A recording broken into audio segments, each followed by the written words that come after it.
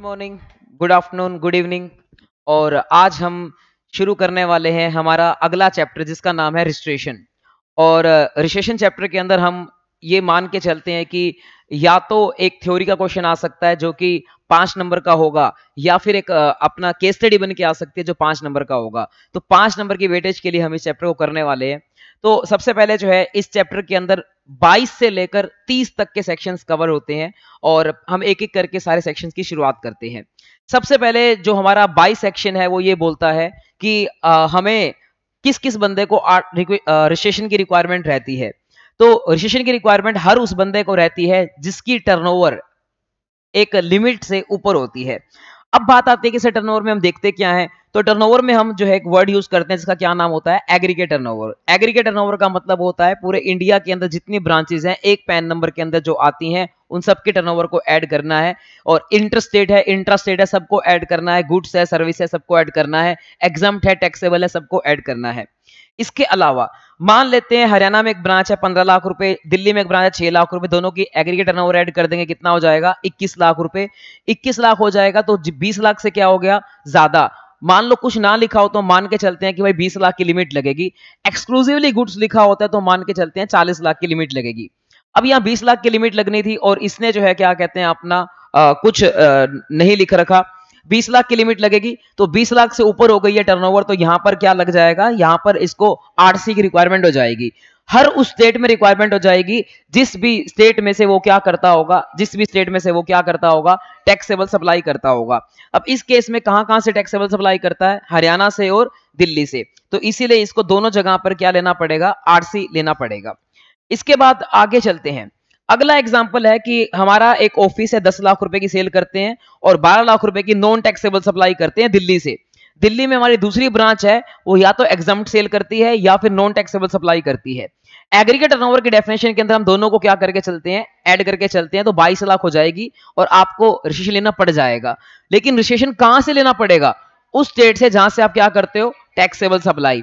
अब दिल्ली से आप यहां पर क्या कर रहे हो, दिल्ली से एग्जम्प्ट सप्लाई कर रहे हो तो दिल्ली में रजिस्ट्रेशन लेने की रिक्वायरमेंट नहीं है, सिर्फ आपको कहां लेना पड़ेगा, हरियाणा में लेना पड़ेगा आरसी। इसके बाद जो है क्या कहते हैं अपना आगे चलते हैं और वो आता है कि मान लेते हैं मेरी टर्नओवर है 2 करोड़ रुपए, लेकिन मैं क्या करता हूं, सिर्फ मेरा स्कूल है तो मैं कोई टैक्सेबल सप्लाई नहीं करता। अगर आप एक्सक्लूसिवली एग्जम्प्ट सप्लाई करते हो तो मैं आरसी लेने की जरूरत नहीं होती है। इसके अलावा अगर आप एक्सपोर्ट करते हो तो आपको आरसी लेना मैंडेटरी हो जाता है, क्योंकि एक्सपोर्ट के केस में हम इंटरस्टेट सप्लाई करते हैं और इंटरस्टेट सप्लाई करने वालों को आरसी लेना क्या रहता है, मैंडेटरी रहता है। ये हम कहां पढ़ेंगे, सेक्शन 24 में कंपलसरी रजिस्ट्रेशन के अंदर पढ़ेंगे। इसके अलावा आगे लिख रखा है हमारा ये सेक्शन 22, इसकी एक बार प्लेन रीडिंग ले लेते हैं। देखो इसमें क्या लिख रखा है कि सप्लायर को आरसी लेना होता है, यानी कि रेसिडेंट कभी भी रजिस्ट्रेशन नहीं लेता है। कौन रजिस्ट्रेशन लेता है, सप्लायर। इसके अलावा हाँ, रेसिडेंट भी कुछ केस में आरसी ले सकता है, जिस केस में आरसीएम लगता है वहां रजिस्ट्रेशन को भी जो है वहां पर रेसिडेंट को भी रजिस्ट्रेशन लेना पड़ सकता है। इसके अलावा जो है आपको आरसी लेना पड़ेगा जहां से, उस स्टेट से लेना पड़ेगा जहां से आप टैक्सेबल सप्लाई करते हो, वहां से आपको लेना पड़ेगा अगर आपकी टर्नओवर जो है 20 लाख से एक्सीड होती है। नॉर्मल केस में टर्नओवर 20 लाख देते हैं। और अगर कोई स्पेशल कैटेगरी स्टेट है जैसे कि टीना मामी, टीना मामी क्या होता है अभी बताऊंगा मैं, वहां पर आपको 10-10 लाख की लिमिट लगती है। टीना मामी का मतलब है त्रिपुरा, नागालैंड, मणिपुर, मिजोरम। अगर आपकी एक भी ब्रांच इन स्टेट से होती है तो आपको टर्नओवर की लिमिट कितनी लगती है, 10 लाख रुपए लगती है, तो आपको वहां पर आरसी लेना पड़ेगा, 10 लाख की लिमिट लगेगी। इसके अलावा नेक्स्ट यहां पर लिख रखा है कि अगर आपकी 10 लाख भी होती है और कुछ केस में 40 लाख भी होती है। 40 लाख किस केस में होती है, जहां पर जो है, जहां पर अपना एक्सक्लूसिवली आप क्या करते हो, गुड्स करते हो, वहां लिमिट कितनी हो जाती है, 40 लाख की हो जाती है। इसके अलावा जो है क्या कहते हैं अपना एग्रीगेट टर्नओवर के अंदर डिस्काउंट और इंटरेस्ट भी हम काउंट करते हैं। एग्रीगेट टर्नओवर के अंदर जो है वो इंटरेस्ट वगैरह भी काउंट किया जाता है। तो देखो लिख रखा है इंटरेस्ट भी जो है वो काउंट किया जाता है। शैल बी कंसिडर्ड, ये कंसिडर करना पड़ेगा। मैंने आपको बताया था एग्रीगेट टर्नओवर जब चेक करते हैं for the purpose of composition scheme, वहां इंटरेस्ट काउंट नहीं करते हैं, बट यहां जो है क्या कहते हैं एग्रीगेट टर्नओवर चेक करते हैं तो इंटरेस्ट को भी काउंट करना पड़ता है। इसके अलावा सेकंड पॉइंट काम का नहीं है। थर्ड पॉइंट और फोर्थ पॉइंट में जो है क्या बात लिख रखी है, थर्ड पॉइंट में बोलता है कि जब भी क्या होता है, अमलगमेशन होता है, डीमर्जर होता है, ट्रांसफर होता है, तो नई कंपनी, अगर पुरानी कंपनी रजिस्टर्ड थी तो नई कंपनी को भी क्या लेना पड़ता है, जीएसटी नंबर लेना पड़ता है। किस डेट से, वो लायबल कब होगा? जिस दिन ट्रांसफर होगा वहां से वो क्या हो जाएगा? लायबल हो जाएगा। और कल आपको आईटीसी भी कराया था, तो इससे आपको पता लग गया होगा कि नई कंपनी को आईटीसी भी क्या हो जाता है? ट्रांसफर हो जाता है। तो नई कंपनी को आईटीसी भी ट्रांसफर हो जाता है और उसको नई कंपनी को लायबल होने से 30 दिन के अंदर क्या लेना पड़ता है? आरसी भी अप्लाई करना पड़ता है। तो यानी कि अगर जो है क्या कहते हैं अपना क्या सक्सेशन होता है या अपना ट्रांसफर होता है, तो फिर आपको लायबल हो जाओगे ट्रांसफर की डेट से। और फोर्थ पॉइंट में लिख रखा है कि अगर ट्रांसफर होता है किसकी वजह से? हाई कोर्ट, सुप्रीम कोर्ट वगैरह के ऑर्डर के वजह से, तब ट्रांसफर होता है। तो वहां पर भी नई कंपनी को रजिस्ट्रेशन लेना पड़ेगा, बट वहां नई कंपनी को रजिस्ट्रेशन लेना पड़ेगा। वो लायबल कब से होगी? जब से नई कंपनी आरओसी का सर्टिफिकेट उसको मिलेगा। यानी कि जब जो है क्या कहते हैं नई कंपनी को सर्टिफिकेट ऑफ इनकॉर्पोरेशन मिलेगा आरओसी से, तब से जो है क्या कहते हैं वो लायबल हो जाएगी। वहां से जो है क्या वो लायबल हो जाएगी और फिर उसके 30 दिन के अंदर उसको क्या लेना पड़ेगा? आरसी लेना पड़ेगा, यानी कि जीएसटी नंबर के लिए अप्लाई करना पड़ेगा। तो मतलब अगर नॉर्मल अमलगमेशन हुआ हो तो ट्रांसफर से 30 दिन में अप्लाई करना है, और अगर अमलगमेशन हुआ हो ड्यू टू हाई कोर्ट या सुप्रीम कोर्ट का ऑर्डर, तो फिर आपको कहां से अप्लाई करना है? नई कंपनी का जब क्या आ जाएगा? आरसी आ जाएगा, यानी कि नई कंपनी का जब आरओसी से सर्टिफिकेट ऑफ इनकॉर्पोरेशन का सर्टिफिकेट आ जाएगा, वहां से आपको 30 दिन के अंदर अप्लाई करना है। सर 30 दिन में अप्लाई करना है, ये बात यहां नहीं लिखी, वो बात कहां लिखी है? सेक्शन नंबर 25 में लिखी है कि जब भी आप लायबल होते हो, लायबल होने के कितने दिन में अप्लाई करना पड़ता है? 30 डेज में आपको जो है अप्लाई करना पड़ता है। इसके अलावा लिखता है कि एग्रीगेट टर्नओवर के अंदर जो है सारी अपना सेल वगैरह काउंट होती है, चाहे आप प्रिंसिपल के बिहाफ पर करो या आप ओन अकाउंट पे करो, यानी कि खुद करो सेल, वो भी काउंट होती है, और अगर आप प्रिंसिपल के बिहाफ पर सेल करते हो वो भी क्या कहते हैं अपना काउंट होती है। दोनों जो है सेल काउंट होती है।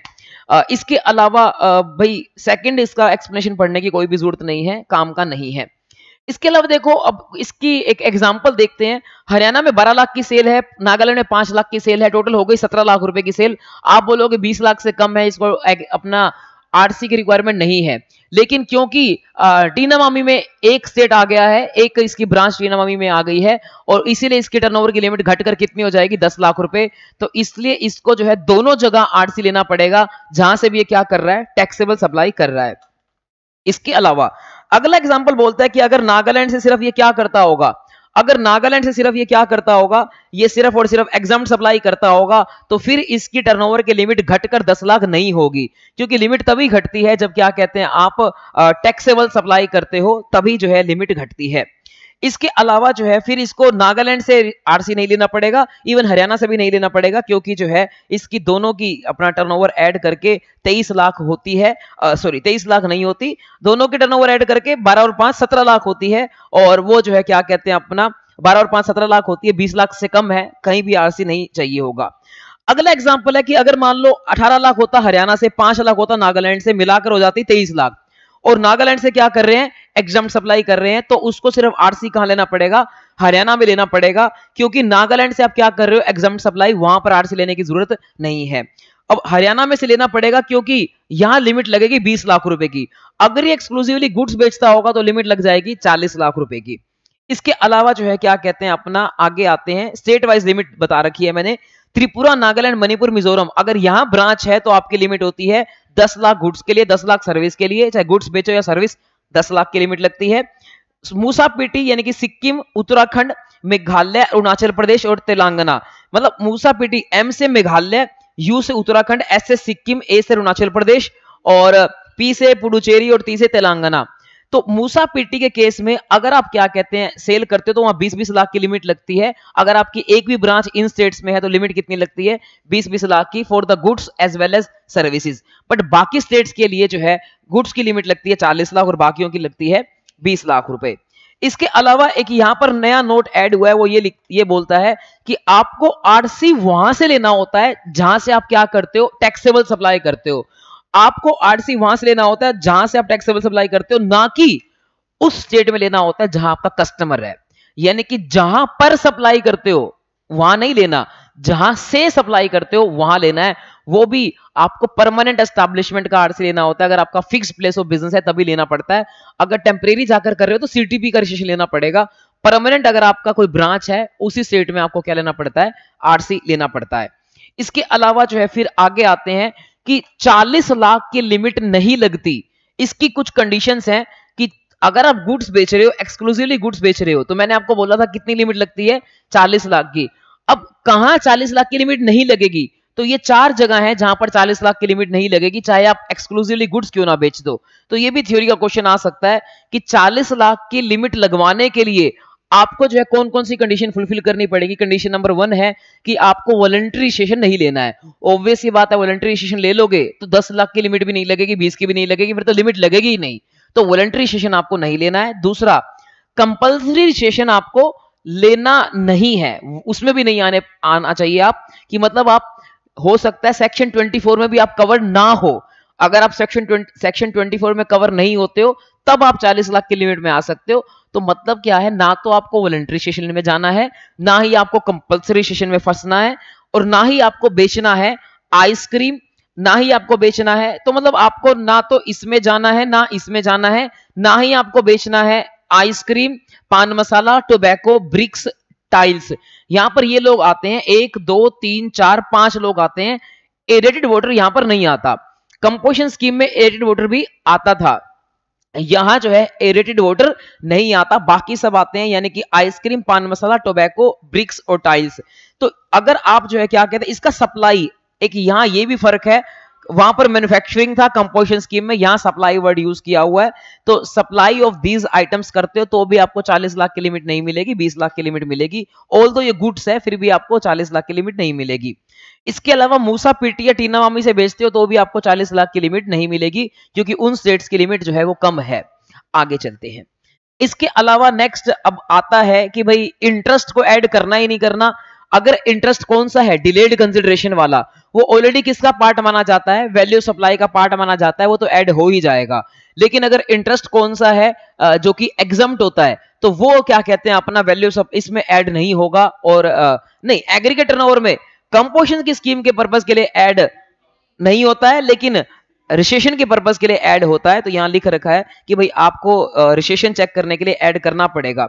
लेकिन रजिस्ट्रेशन चेक करने के लिए ऐड करो तो गए, बट उस इंटरेस्ट को सप्लाई ऑफ गुड्स माना जाएगा, सप्लाई ऑफ सर्विस माना जाएगा। तो उसको सप्लाई ऑफ गुड्स माना जाएगा। क्यों गुड्स माना जाएगा? कि मान लो कोई जेठालाल है जिसकी टर्नओवर जो है क्या कहते हैं 38 लाख है, उसको 1 लाख रुपए का क्या रिसीव हुआ, इंटरेस्ट। टोटल टर्नओवर कितनी होगी, 39 लाख। क्या उसको जीएसटी में आरसी चाहिए या नहीं चाहिए? नहीं चाहिए, क्योंकि वो क्या बेच रहा है, गुड्स। तो 1 लाख का इंटरेस्ट रिसीव होने से ये नहीं माना जाएगा कि वो सर्विस बेच रहा है, वो गुड्स में ही आएगा। और उसको टर्नओवर की लिमिट कितनी लगेगी, 40 लाख की लगेगी। तो इंटरेस्ट को सप्लाई ऑफ गुड्स की तरह ट्रीट करेंगे हम for the purpose of calculation of this limit. इसके अलावा चलते हैं आगे, 6 पेज हो गया है, और हम अपना ये सारे एग्जांपल्स तो आपको घर से पढ़ने हैं जो कि हमारे एसएम से हमने लिए हुए हैं। सेक्शन नंबर 22 अपना खत्म हो चुका है। अगला सेक्शन आता है 23 सेक्शन क्या बोलता है कि who are the persons who are not required to take registration. ये बेटे आपका जो है 5 नंबर का थ्योरी का क्वेश्चन आ सकता है, किन किन को आरसी की रिक्वायरमेंट नहीं होती है।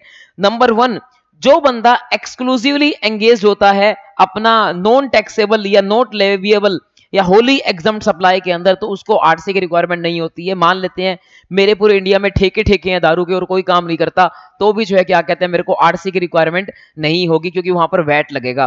इसके अलावा सेकंड आता है एग्रीकल्चरिस्ट, कि जो बंदा एग्रीकल्चरिस्ट है यानी कि किसान है, उसको भी जो है आरसी की रिक्वायरमेंट नहीं है, क्योंकि उसकी सारी सप्लाई क्या होती है, एग्जम्प्ट होती है। इसके अलावा यहां पर एक बताया गया है कि what is the definition of agriculturist. Although आना नहीं चाहिए एग्जाम के अंदर, क्योंकि एग्रीकल्चर वाला जो किसान होता है वैसे ही एग्जम्प्ट होता है, तो उसको अलग से लिखने की जरूरत नहीं है कि आपने जो है आरसी नहीं लेना।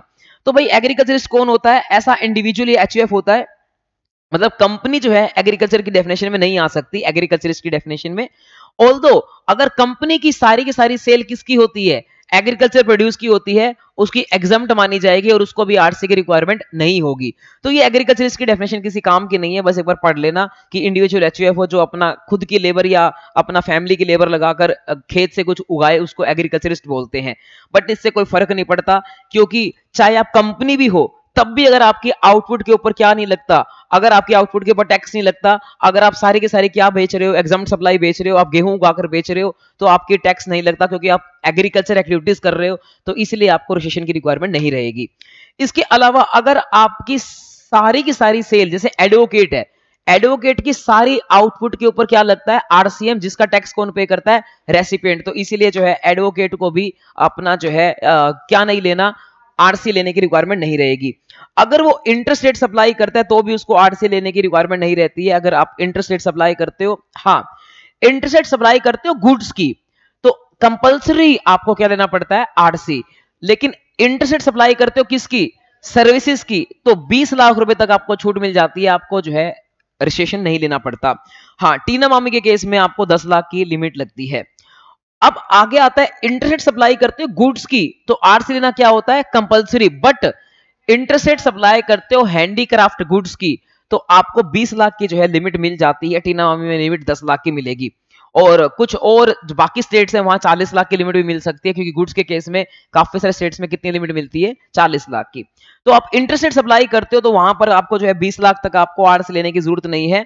और ये बस इसकी कुछ कंडीशन है। क्या कंडीशन है कि आपको इंटरसेट सप्लाई करनी है हैंडीक्राफ्ट गुड्स की, हैंडीक्राफ्ट, ये ध्यान रखना है। नॉर्मल गुड्स की इंटरसेट सप्लाई करोगे तो आपको रजिस्ट्रेशन क्या हो जाएगा, कंपलसरी। लेकिन कौन सी गुड्स की अपना इंटरसेट सप्लाई कर सकते हो, हैंडीक्राफ्ट गुड्स की इंटरसेट सप्लाई कर सकते हो up to 20 lakh rupees. But उसको एक और काम करना पड़ेगा। उसको क्या करना पड़ेगा, उसको जो है क्या कहते हैं, उसके पास पैन नंबर होना चाहिए, और उसको ई-वे बिल बनाना भी क्या हो जाएगा, कंपलसरी हो जाएगा। तो उसको आरसी की कोई भी रिक्वायरमेंट नहीं है। वैसे सीटीपी का रजिस्ट्रेशन भी क्या होता है, कंपलसरी। बट अगर सीटीपी भी क्या करता है, नोटिफाइड हैंडीक्राफ्ट गुड्स की सप्लाई करता है, तो अप टू जो है क्या कहते हैं 20 लाख रुपीस तक वो भी जो है बच सकता है, उसको भी आरसी नहीं लेना पड़ेगा। सेम कंडीशंस लग जाएंगी डी पॉइंट में। तो यही हमारे पास 4-5 लोग थे जिनको जो है सेक्शन 23 के अंदर आरसी की रिक्वायरमेंट नहीं रहती है। इसके अलावा हाँ, अगर मैं एक्सक्लूसिवली यहां पर बात आती है, जैसे मान लो मैं किसान भी हूं, मैं जो अपना खेती करता हूं साथ में मैं पढ़ाता भी हूं, तो दोनों मेरी टर्नओवर ऐड की जाएगी और मेरे को जीएसटी नंबर लेना पड़ेगा अगर वो 20 लाख से क्या हो जाती है, एक्सीड हो जाती है। क्योंकि अगर मैं एक्सक्लूसिवली एग्रीकल्चर करता हूँ तब मेरे को जो है क्या कहते हैं, जीएसटी की रिक्वायरमेंट नहीं है। बट मैं एग्रीकल्चर के साथ साथ आपको पढ़ाता भी हूं, तो फिर मेरे को जीएसटी नंबर लेना पड़ जाएगा। इसके अलावा एक क्लैरिफिकेशन आती है, आढ़ती कौन होता है, जो किसान की फसल बिकवाता है। आढ़ती को जो है जीएसटी नंबर लेने की रिक्वायरमेंट नहीं रहती है, क्योंकि आढ़ती की जो कमीशन है वो भी क्या रहता है, एग्जम्प्ट रहता है। और आढ़ती जो किसान की फसल बेचता है वो भी एग्जम्प्ट होती है। तो इसलिए आढ़ती को कोई भी जो है आरसी लेने की रिक्वायरमेंट नहीं रहती है। इसके अलावा अपना जो है बस इतनी सी बातें थी हमारी, ये हम आपको करा चुके हैं। अब आपको आ जाना है सीधा सेक्शन नंबर कौन सा है, 24, और 24 सेक्शन पे आ जाइए। पेज नंबर है अपने पास 14 पेज नंबर है।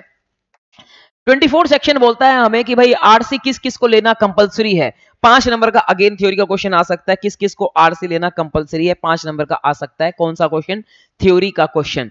तो 5 नंबर का थ्योरी का क्वेश्चन आ सकता है। पहला पॉइंट, किसको आरसी लेना है, इंटरस्टेट, जो भी इंटरस्टेट सप्लाई करता है उसको आरसी लेना है। हाउएवर जो इंटरस्टेट सप्लाई और सर्विस करता होगा या हैंडीक्राफ्ट गुड्स करता होगा उसको 20 लाख रुपए की छूट मिल जाती है।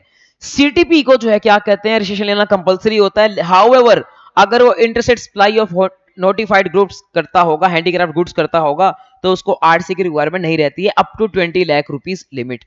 इसके अलावा अगर किसी की आरसीएम लग जाता है, मतलब कोई रेसिपिएंट है और वो एडवोकेट से सर्विस ले लेता है, तो उस केस में उसके ऊपर आरसीएम लग जाएगा और उसको रजिस्ट्रेशन लेना क्या हो जाता है, कंपलसरी। तो ये अगर जिसकी इनपुट्स पे क्या लग जाता है, आरसीएम, उसको आरसी लेना क्या हो जाता है, रजिस्ट्रेशन लेना क्या हो जाता है, कंपलसरी हो जाता है।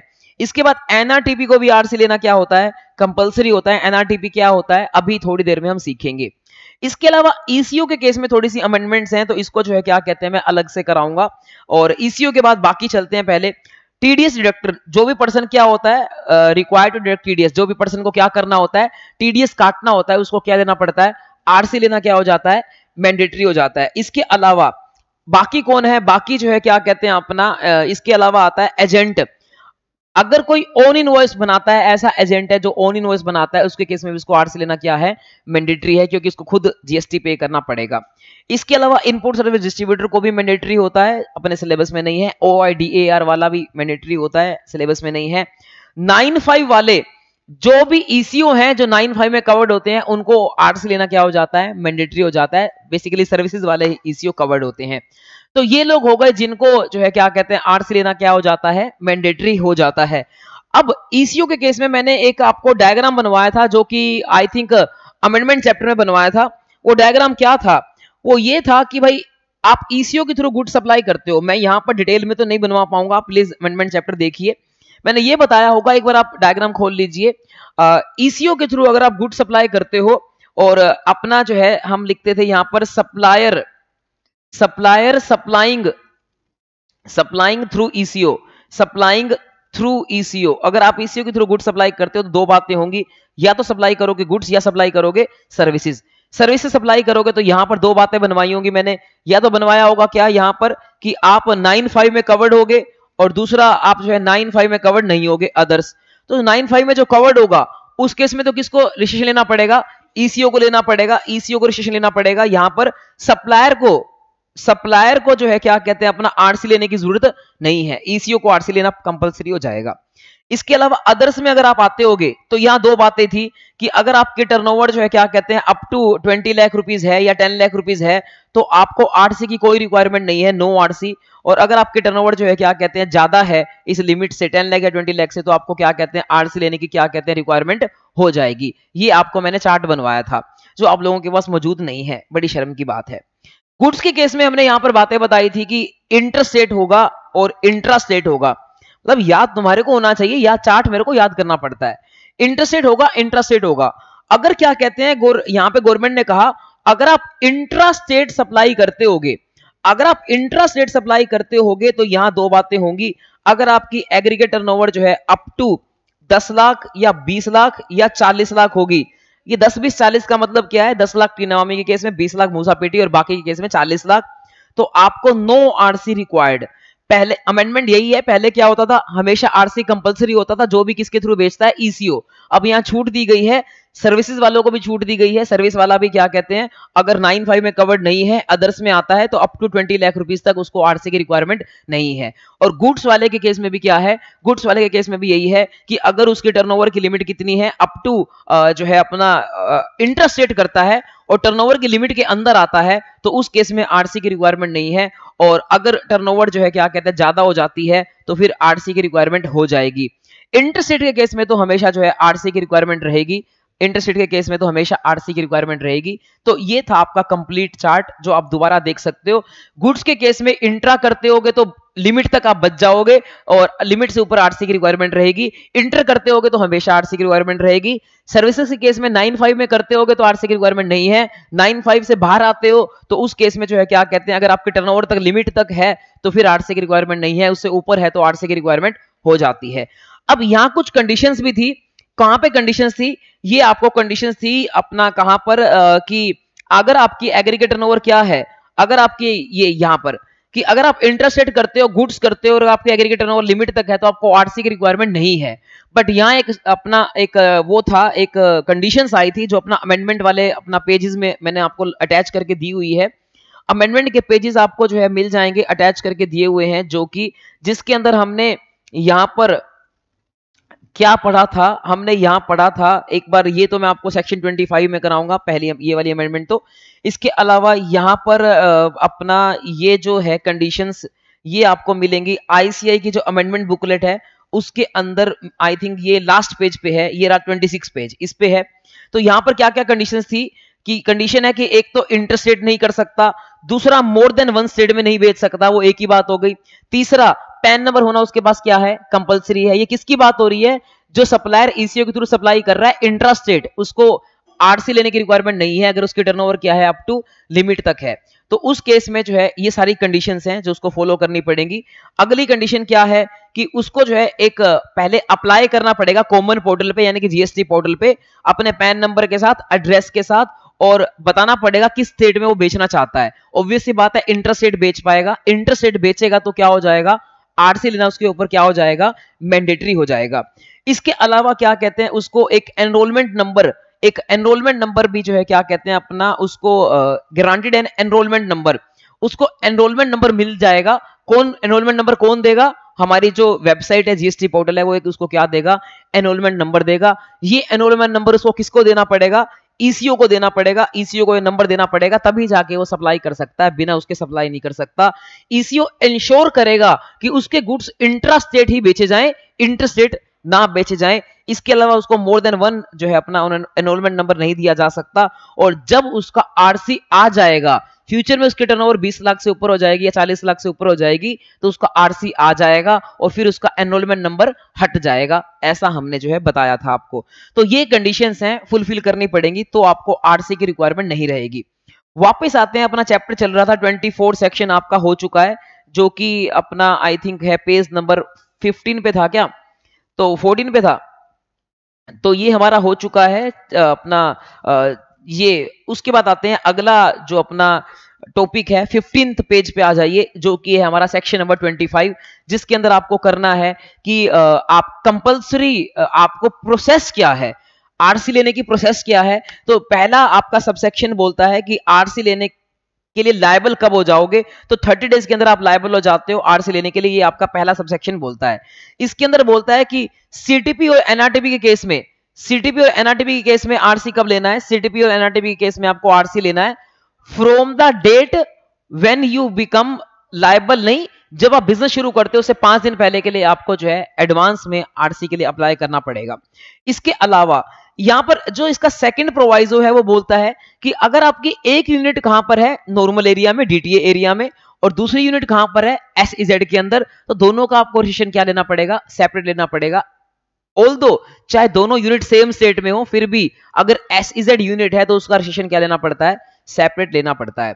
इसके बाद सेकंड पॉइंट इसका बोलता है 25 का 2 बोलता है कि वॉलंटरी रजिस्ट्रेशन आप करवा सकते हो, अगर आपकी टर्नओवर कम भी है तो भी आप क्या करवा सकते हो, वॉलंटरी रजिस्ट्रेशन करवा सकते हो।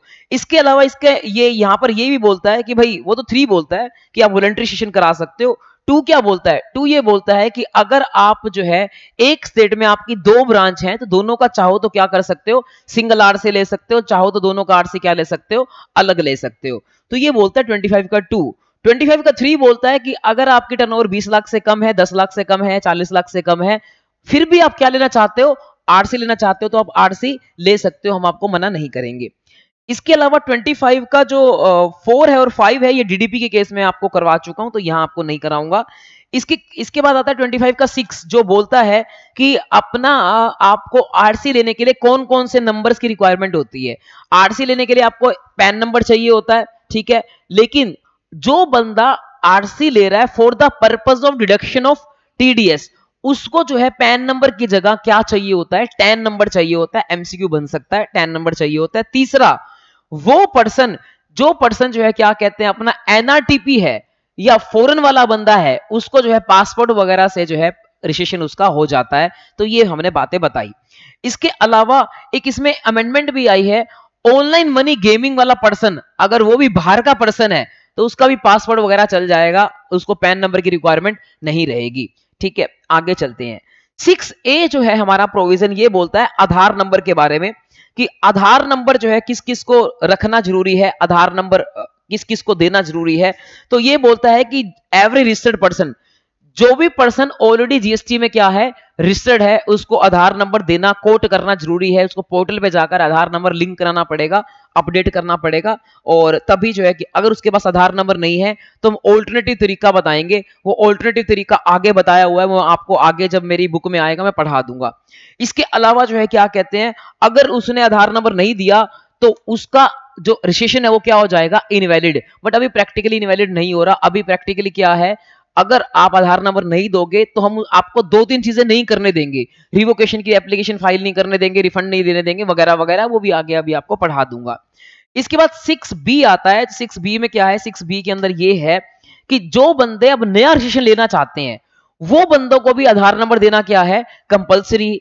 ऑल्दो अभी प्रैक्टिकली आधार नंबर देना कंपलसरी नहीं हुआ है, क्योंकि मैंने आपको बताया था आधार नंबर दोगे तो 7 दिन के अंदर आरसी आ जाएगा, आधार नंबर नहीं दोगे तो 30 डेज लग जाते हैं। ठीक है, तो मतलब अभी एक्ट में तो लिख दिया कि आधार नंबर देना क्या है, मैंडेटरी, लेकिन अभी तक जो है अप्लाई नहीं हुआ है। अच्छा, अगर कोई इंडिविजुअल है तो खुद का आधार नंबर देगा, प्रोप्राइटर है खुद का देगा, लेकिन अगर कोई पार्टनर वगैरह है तो किसका आधार नंबर देगा, देखो लिख रखा है, एचयूएफ है तो कर्ता का आधार नंबर देगा, और कंपनी है तो मैनेजिंग डायरेक्टर का या होल टाइम डायरेक्टर का आधार नंबर देगी, पार्टनर का आधार नंबर देगी अगर पार्टनरशिप फर्म है तो, एओपी है तो अपना मैनेजिंग कमेटी के मेंबर्स का आधार नंबर देगी, और बोर्ड ऑफ ट्रस्टीज अगर ट्रस्टीज हैं तो उसका किसका आधार नंबर देगी, बोर्ड ऑफ ट्रस्टी में जो भी ट्रस्टी होंगे उनका आधार नंबर दिया जाएगा अगर कोई ट्रस्ट है तो। साथ में उनको ऑथोराइज रिप्रेजेंटेटिव, या अथोराइज सिग्नेटरी का आधार नंबर देना पड़ेगा, जो भी क्या कहते हैं अपना साइन करेगा, जिसके डॉक्यूमेंट साइन होंगे उसका आधार नंबर देना पड़ेगा। इसके अलावा जो है क्या कहते हैं, अगर उन लोगों के पास आधार नंबर नहीं है तो ऑल्टरनेटिव मींस दिए जाएंगे, यानी कि एनरोलमेंट आईडी देनी पड़ेगी, वो मैं आपको आगे पढ़ाऊंगा अभी थोड़ी देर के अंदर।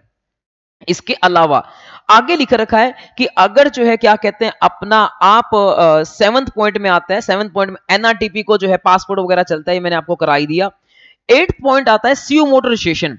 अगर कोई पर्सन है जिसकी टर्नओवर 20 लाख से एक्सीड हो चुकी है लेकिन फिर भी वो क्या नहीं ले रहा, आरसी नहीं ले रहा है, तो फिर उसके बाद क्या होगा, उसके बाद ये होगा ऑफिसर आएगा, ऑफिसर आकर उसको क्या देकर जाएगा, नोटिस देकर जाएगा और उसका एक टेम्परेरी रजिस्ट्रेशन नंबर लेकर देकर जाएगा, जिसके 90 दिन के अंदर अगर उसको चिट्ठी रिसीव होगी, उसके 90 दिन के अंदर उसके पास दो ऑप्शन होंगे, या तो किसके पास जा सकता है, एडजुडिकेटिंग अथॉरिटी के पास जा सकता है कि मेरे को इसने चिट्ठी गलत दी है, नोटिस गलत दिया है, उसके अगेंस्ट आवाज उठा सकता है, या फिर क्या कर सकता है, वो जो है क्या कहते हैं 90 दिन के अंदर उसको अप्लाई करना पड़ेगा कि भाई मैं जो है क्या कहते हैं गलती हो गई मेरे से, मैंने पहले आरसी नहीं लिया लेकिन अब नोटिस आ गया तो मैं अप्लाई कर देता हूं आरसी के लिए, और उसको आरसी दे दिया जाएगा। इसकी पूरी प्रोसेस थोड़ा सा आगे समझाता हूं मैं आपको। इसके बाद 9th जो है क्या कहते हैं पॉइंट आता है यूएनओ वालों के लिए, इसका भी जो है डिटेल में मैं आगे आपको समझा देता हूं। 10th पॉइंट जो है वो है आपका यूएएन नंबर वालों के लिए, ये आगे मैं आपको समझा ही रहा हूं। 11th पॉइंट भी आपको आगे कवर हो जाएगा और 12th पॉइंट भी जो है आगे कवर हो जाएगा। इसके बाद जो है अब आते हैं डेफिशिएंसी, नहीं अब आते हैं प्रोसीजर की तरफ। प्रोसीजर क्या होता है, आरसी के लिए जब आप अप्लाई करते हो तो उसमें आपको क्या करना पड़ता है, सबसे पहले REG01 फॉर्म भरना पड़ता है, जिसकी लिए पैन नंबर होना क्या होता है, मैंडेटरी होता है। और इसके बाद आप जो है क्या कहते हैं, हाँ पैन नंबर, या फिर देखो क्या है कि अगर आप एनआरटीपी हो तो पासवर्ड वगैरह वो सब चीजें आपको मैंने बताई थी। इसके अलावा जैसे ही आप अपना ये REG01 भरोगे, इसमें आप पहले पार्ट ए भरोगे जिसमें मोबाइल नंबर, ईमेल आईडी वगैरह, पैन नंबर वगैरह ज्यूरिडिक्शन दोगे, और उसके बाद आपका टीआरएन नंबर जनरेट हो जाता है, टेम्परेरी रेफरेंस नंबर, जो कि 15 दिन के लिए वैलिड रहता है। आप 15 दिन में कभी भी पार्ट बी भर सकते हो। और फिर जो है क्या कहते हैं आप क्या भरोगे, पार्ट बी भरोगे, जिसके अंदर ये सारी डिटेल जाती है जो कि लिख रखी है। बिजनेस का कॉन्स्टिट्यूशन जाता है, अपना कंपोजिशन स्कीम में आना है नहीं आना, date of commencement of business, अपना रीजन क्या है, आप क्यों आरसी लेना चाहते हो, आपका place of business, additional place of business, और लास्ट स्टेप रहता है आधार ऑथेंटिकेशन। अगर करवा लोगे तो 7 दिन में आरसी आ जाता है, अदरवाइज 30 डेज के अंदर जो है आरसी आता है। और सीटीपी को एक काम एक्स्ट्रा करना होता है कि उसको 5 दिन जो है क्या कहते हैं पहले अप्लाई करना होता है, साथ में उसको एडवांस टैक्स भी क्या कहते हैं जमा करवाना पड़ता है। सीटीपी को एक एडिशनल रिक्वायरमेंट रहती है, एडवांस टैक्स भी उसको जमा कराना पड़ता है।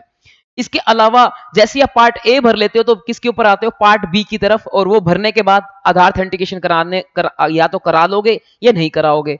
करा लोगे तो फिर 7 दिन में या तो आरसी आ जाएगा या 7 दिन में OBH, opportunity of being heard आ जाएगा, नोटिस आ जाएगा कि भाई आपकी रिक्वायरमेंट कंप्लीट नहीं है। तो जो भी होगा 7 दिन में होगा। लेकिन अगर आपने आधार ऑथेंटिकेशन नहीं कराया तो वहां पर फिर आपको 30 दिन के अंदर या तो आरसी आएगा या 30 दिन के अंदर क्या होगा, नोटिस आएगा कि आपके डॉक्यूमेंट्स वगैरह पूरे नहीं हैं। इसके अलावा जब आप आधार ऑथेंटिकेशन नहीं कराओगे तो उस केस में फिजिकल वेरिफिकेशन भी होगा आपके प्रेमाइसिस का। फिजिकल वेरिफिकेशन 2 वजह से और भी हो सकता है। मान लो आपने आधार ऑथेंटिकेशन कराया तो भी आपका फिजिकल वेरिफिकेशन हो सकता है। उसके 2 रीजन और हैं, ये भी क्वेश्चन एग्जाम में आ सकता है कि कौन कौन से 3 कारण हैं जब आधार जब जो है क्या कहते हैं फिजिकल वेरिफिकेशन हो सकता है। नंबर 1, आपने आधार ऑथेंटिकेशन नहीं करवाया। Number 2, proper officer deems fit, अगर प्रॉपर ऑफिसर को लगता है कि करना है तो करेगा। नंबर 3, अगर रिस्क बेस्ड पैरामीटर के हिसाब से जो है लगता है, सॉफ्टवेयर को लगता है कि इनका जो है प्रेमाइसिस का वेरिफिकेशन करना चाहिए तो भी होगा। तो देखो ये तीनों रीजन यहां लिख रखे हैं कि भाई ये प्रॉपर डीम फिट, और यहां ये भी ए है, ये है अपना जो है बी। तो तीनों रीजन लिख रखे हैं कि भाई आपको जब जब क्या हो सकता है, physical verification of the premises आपका हो सकता है। इसके अलावा जो है अगर जिस केस में फिजिकल वेरिफिकेशन होगा वहां टाइम लिमिट 7 दिन की नहीं रहेगी, वहां कितनी हो जाएगी, 30 दिन की हो जाएगी, चाहे तुमने आधार ऑथेंटिकेशन क्यों ना कराया हो। अब 30 दिन की टाइम लिमिट होगी तो 30 दिन में 2 बातें होंगी, या तो क्या आ जाएगा नोटिस, या फिर क्या आ जाएगा अपना जो है आरसी। अगर मान लो क्या आ जाता है नोटिस, तो आपको 7 दिन में उसका क्या करना है, रिप्लाई करना है। आरसी आ गया तो बल्ले बल्ले, नहीं आया नोटिस आया तो क्या कहते हैं अपना आपको 7 दिन में उसका क्या करना पड़ेगा, रिप्लाई करना पड़ेगा। और अगर मान लो ना तो नोटिस आया ना ही आरसी आया तो डीम्ड मान लिया जाएगा 30 डेज एक्सपायर होने के बाद कि तुम्हारा रजिस्ट्रेशन हो गया है। ऐसे ही अगर मान लो आपने आधार ऑथेंटिकेशन किया था, तुम्हारा फिजिकल प्रेमाइसिस का भी वेरिफिकेशन नहीं हुआ और 7 दिन बीत गए, ना तो नोटिस आया ना आरसी आया, तो मान लिया जाएगा कि तुम्हारा जो है क्या कहते हैं आरसी रजिस्ट्रेशन हो चुका है। तो मतलब डीम्ड अप्रूवल कब कब माना जाता है? अगर आपने आधार ऑथेंटिकेशन कराया है और 7 दिन में ना तो आरसी आता ना ओबीएच आता, तो क्या मान लेते हैं? Deemed approval. दूसरा, तुमने आधार ऑथेंटिकेशन कराया फिर भी फिजिकल वेरिफिकेशन हुआ या प्रॉपर ऑफिसर को लगा फिजिकल वेरिफिकेशन हुआ और उसके बाद 30 दिन के अंदर ना तो क्या कहते हैं आरसी आया ना ही 30 दिन के अंदर नोटिस आया, तो भी हम मान लेंगे कि तुम्हारा क्या हो चुका है, अपना जो है रजिस्ट्रेशन हो चुका है। लेकिन अगर नोटिस आ गया, नोटिस आने के 7 दिन में तुमने रिप्लाई कर दिया, रिप्लाई करने के अगले 7 दिन के अंदर ऑफिसर को तुम्हें क्या देना पड़ेगा? आरसी, या ऑफिसर को एक रिजेक्शन का ऑर्डर देना पड़ेगा कि हम आपके डॉक्यूमेंट को रिजेक्ट करते हैं। अगर 7 दिन में उसने कुछ भी नहीं किया तो फिर भी तुम्हारा क्या मान लेंगे कि डीम्ड हो गया, कि तुम्हारा आरसी जो है वो डीम्ड आ ही गया। इसके बाद ये डीम्ड अप्रूवल दिख रखा है मैंने अगले पेज पे, जो कि आपको मैंने समझा दिया है। ये थ्योरी का क्वेश्चन बन सकता है कि कौन कौन से 3 केस हैं जब डीम अप्रूवल होता है। तो 7 दिन वाला केस भी है, 30 दिन वाला केस भी है और नोटिस आने के 7 दिन वाला केस भी है। इसके बाद 26 सेक्शन किसी काम का नहीं है, ये तो सिर्फ इतना सा बोलता है कि अगर आपने एसजीएसटी में अप्लाई किया है और एसजीएसटी में आपका आरसी आ जाता है तो वही आरसी किस में वैलिड रहेगा? सीजीएसटी में वैलिड रहेगा। और अगर आपका जो है सीजीएसटी अगर आपका एसजीएसटी में एप्लीकेशन क्या हो जाती है? रिजेक्ट, तो सीजीएसटी में भी क्या मान ली जाएगी? रिजेक्ट मान ली जाएगी। इसके बाद सेक्शन नंबर 27 जो है वहां पर बात करता है सीटीपी और एनआरटीपी की, दोनों के केस में क्या होता है, उनका रजिस्ट्रेशन वैलिड रहता है कितने दिनों के लिए? मात्र 90 दिन के लिए। मैक्सिमम कितना टाइम पीरियड मिलता है उनको? 90 दिन का टाइम पीरियड मिलता है और वो एक्सटेंड भी करवा सकते हैं for a further period of 90 days तक, वो एक्सटेंड भी करवा सकते हैं। ठीक है, और जब भी वो रजिस्ट्रेशन कराएंगे तो पहले उनको क्या देना पड़ता है? एडवांस टैक्स देना पड़ता है। एडवांस टैक्स उनको पीएमटी 06 चालान के अंदर जमा करा के छोड़ना पड़ता है। इसके अलावा उनका एडवांस टैक्स कहां जमा हो जाता है? ई कैश लेजर के अंदर जमा हो जाता है और जब वो अपनी R1 भरेंगे या एनआरटीपी की जो भी रिटर्न होती है वो रिटर्न भरेगा, तब जो है क्या कहते हैं उसमें वो यूज कर सकता है वो ई कैश लेजर। और अगर बैलेंस पड़ा रहता है तो रिफंड भी ले सकता है एक्सपायर होने के बाद, आरसी एक्सपायर होने के बाद। इसके बाद जो है क्या कहते हैं एनआरटीपी सीटीपी की डेफिनेशन लिख रखी है, एक बार पढ़ लेना, कोई ज्यादा खास बात नहीं है। इसके बाद अपना जो है हमारे पास आप आ जाइए सीधा पेज नंबर 22 पे। यहां पर वो वाली अपना प्रोसेस लिख रखी है स्यू मोटो रजिस्ट्रेशन, कि भाई ऑफिसर को लगा कि ये आरसी ले नहीं रहा है, लायबल तो हो चुका है, तो मैंने कहा था ऑफिसर आपको क्या दे देगा? नोटिस। नोटिस देने के आपको कितने दिन में अप्लाई करना था? 90 दिन में। 90 दिन में आपके पास 2 ऑप्शन मिलते हैं, या तो आप क्या कर सकते हो? अप्लाई कर सकते हो, या फिर क्या कर सकते हो? आप अपना जो है अपील कर सकते हो अपीलेट अथॉरिटी के पास। इसके अलावा जो है क्या कहते हैं जैसे ही मान लो अपील कर दिया आपने, अपील करने के बाद उनका डिसीजन आता है, डिसीजन आने के 30 डेज के अंदर अंदर आपको जो है क्या करना पड़ेगा? अप्लाई करना पड़ेगा। अगर डिसीजन आपके अगेंस्ट आता है, तो आपके फेवर में आ गया तो ठीक है, आपको अप्लाई नहीं करना, तो ये वाली बात हो जाती है। इस केस में मान लो आप अप्लाई कर देते हो, अप्लाई करोगे तो आपका आरसी इफेक्टिव कहां से माना जाएगा? आरसी इफेक्टिव माना जाएगा from the date when officer ने आपको टेम्परेरी नंबर दिया था। और ये ध्यान रखना एमसीक्यू यहां पर ही बन सकता है, जहां से मैं बोलता हूं वहां तो पक्का जो है एमसीक्यू बन सकते हैं। इसके अलावा आगे आता है यूआईएन नंबर। यूआईएन नंबर वाले कौन होते हैं? एम्बेसी, वर्ल्ड बैंक का ऑफिस, यूनाइटेड नेशन के ऑफिस या कॉन्सुलेट ऑफिस, इन सारे जो फॉरेन कंट्रीज के ऑफिस होते हैं, इंडिया के अंदर वीजा ऑफिस वगैरह होते हैं, ये लोग एम्बेसी वाले होते हैं। इनको जीएसटी नंबर इनको लेने की जरूरत नहीं होती, क्योंकि इनकी आउटपुट के ऊपर टैक्स नहीं लगता है। लेकिन इनको जीएसटी नंबर नहीं लेना, बट स्टिल इनको एक नंबर लेना पड़ता है। वो कौन सा है? यूआईएन नंबर, यानी कि यूनिक आइडेंटिफिकेशन नंबर। इसकी खासियत ये है कि ये मात्र 3 दिन के अंदर जो है आपको मिल जाता है और ये पूरे इंडिया के लिए एक ही नंबर वैलिड रहता है। जीएसटी नंबर तो क्या होता है आपका? स्टेट वाइज होता है, बट ये जो है आपके पूरे इंडिया के लिए वैलिड रहता है। इस नंबर को यूज करके ये अपनी रिटर्न भर सकते हैं और अपना जीएसटी का क्या ले सकते हैं? रिफंड ले सकते हैं, आईटीसी का रिफंड ले सकते हैं। इसके अलावा फिर अपने जो है क्या कहते हैं यहाँ पर आपको ये 2 पेज छोड़ देने हैं, ये नहीं करने हैं, 3 पेज छोड़ देने हैं, सारा करा चुका हूं मैं आपको। हाँ, अब आपको आना है यहां पर, जो कि ये है पेज नंबर है अपना 27। इसमें कुछ नए टॉपिक्स आपको शायद अमेंडमेंट में कराए थे मैंने, ये नए टॉपिक्स इंसर्ट किए हैं आईसीआई ने, मैंने अपनी बुक में ऐड कर दिए। ये क्या है? Submission of application. कब आपकी एप्लीकेशन सबमिट मानी जाएगी? जब आप पार्ट बी भरने के बाद आधार ऑथेंटिकेशन कर देते हो तो आपकी एप्लीकेशन क्या मानी जाती है? सबमिट मानी जाती है। अगर आपने आधार ऑथेंटिकेशन नहीं किया तो एप्लीकेशन सबमिट नहीं मानी जाती। सर अगर मैं आधार ऑथेंटिकेशन कराना ही नहीं चाहता तो आप वहां पर ऑप्ट आउट का ऑप्शन आता है, ऑप्ट आउट कर सकते हो। उसी टाइम आपकी आधार ऑथेंटिकेशन आपकी एप्लीकेशन क्या मानी जाएगी? सबमिट मानी जाएगी। लेकिन अगर आप क्या करते हो, आप कहते हो ना मैं तो पार्ट भी भरने के बाद ऑथेंटिकेशन कराऊंगा, बट अभी कराते नहीं हो, आप उसको पेंडिंग छोड़ देते हो, तो गवर्नमेंट 15 दिन तक वेट करेगी। 15 दिन तक अगर तुमने आधार ऑथेंटिकेशन नहीं कराया तो 15 दिन बाद ऑटोमेटिकली आपकी एप्लीकेशन क्या मानी जाएगी? सबमिट मानी जाएगी। तो आपकी आरसी की रजिस्ट्रेशन की एप्लीकेशन सबमिट मानी जाती है when you will do Aadhaar authentication और 15 डेज फ्रॉम आपका submission of part B of the RAG01। तो इनमें से जो भी अर्लियर होगा तब आपकी एप्लीकेशन मानी जाती है सबमिट। ये तब वाला केस है जब आपने आधार ऑथेंटिकेशन के लिए ऑप्ट तो किया है। अगर आप ऑप्ट आउट ही कर देते हो तो उसी टाइम एप्लीकेशन क्या मानी जाती है? सबमिट मानी जाती है। इसके अलावा जैसे मैंने अभी आपको एक वर्ड यूज किया था, रिस्क बेस्ड बायोमेट्रिक पैरामीटर्स, ये अपना अभी गवर्नमेंट का एक नया प्रोजेक्ट चल रहा है कि जिन लोगों ने आधार नंबर नहीं दे रखा उनके बायोमेट्रिक जाकर, उनके घर घर जाकर हम आधार ऑथेंटिकेशन करेंगे, बायोमेट्रिक चेक करेंगे और उनको जो है क्या कहते हैं, उनका आरसी वैलिडेट करेंगे। अगर बायोमेट्रिक मैच नहीं होते हैं तो फिर उनका आरसी कैंसिल कर दिया जाएगा। अब आधार ऑथेंटिकेशन किस किस को कंपलसरी है? भाई सबको कंपलसरी है, लेकिन एक्ट में तो ये लिखा है, बट रूल में लिख रखा है कि अगर आधार ऑथेंटिकेशन नहीं कराया तो आपको ये 3 काम नहीं करने देंगे। एक तो आपको revocation of cancellation of RC का फॉर्म नहीं भरने देंगे, यानी कि आपका आरसी कैंसिल हो चुका है तो मैंने आपको बताया हुआ है कि आप उसके 90 दिन में अप्लाई कर सकते हो रिवोकेशन के लिए। पहले वो टाइम लिमिट 30 डेज की थी, वो 90 दिन की हो चुकी है, तो 90 दिन में आप रिवोकेशन के लिए अप्लाई कर सकते हो। तो वो नहीं करने देंगे अगर आपका क्या नहीं हुआ है? आधार ऑथेंटिकेशन नहीं हुआ है। तो दूसरा, आपको रिफंड नहीं लेने देंगे, चाहे आप एक्सपोर्टर हो चाहे आप इन्वर्टेड ड्यूटी स्ट्रक्चर में आते हो, आपको रिफंड नहीं लेने देंगे। 3 पॉइंट आपको ध्यान रखने हैं, मे बी थ्योरी का क्वेश्चन बन सकता है। इसके अलावा अगर आपके पास आधार नंबर नहीं है तो आप क्या कर सकते हो? एनरोलमेंट आईडी दे सकते हो। किसकी एनरोलमेंट आईडी? आधार नंबर के लिए जब अप्लाई करने जाते हो तो पहले वो आपको एनरोलमेंट आईडी देते हैं और बोलते हैं कि आपका 90 दिन या 120 दिन के अंदर आधार नंबर आ जाएगा। तो आपके पास एनरोलमेंट आईडी है तो आप वो दे सकते हो रजिस्ट्री पोर्टल पे कि मेरे पास अभी एनरोलमेंट आईडी है, अब ये ले लो। जैसे ही आधार नंबर आ जाएगा फिर उसके 30 डेज के अंदर मैं क्या कर दूंगा? आधार नंबर वापस जाकर पोर्टल पे अपडेट कर दूंगा।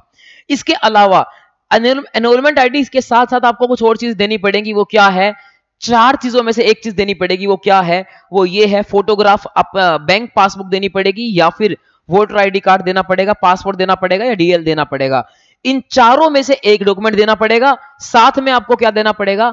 एनरोलमेंट आईडी देनी पड़ेगी। तो फिर आपका हम मान लेंगे कि आधार ऑथेंटिकेशन हो गया है, ठीक है। और इसके साथ फिर आपको क्या करना पड़ेगा? जब आपका आधार नंबर आ जाएगा तो उसके बाद आपको क्या करना पड़ेगा? 30 डेज के अंदर अंदर अपना आधार नंबर को वापस से ऑथेंटिकेट करना पड़ेगा प्रॉपर तरीके से। तो ये है आपका alternative means to the Aadhaar authentication. अगला जो है क्या कहते हैं क्वेश्चन आता है, who are the persons who are not required to do Aadhaar authentication? किन किन को आधार ऑथेंटिकेशन कराने की रिक्वायरमेंट नहीं है?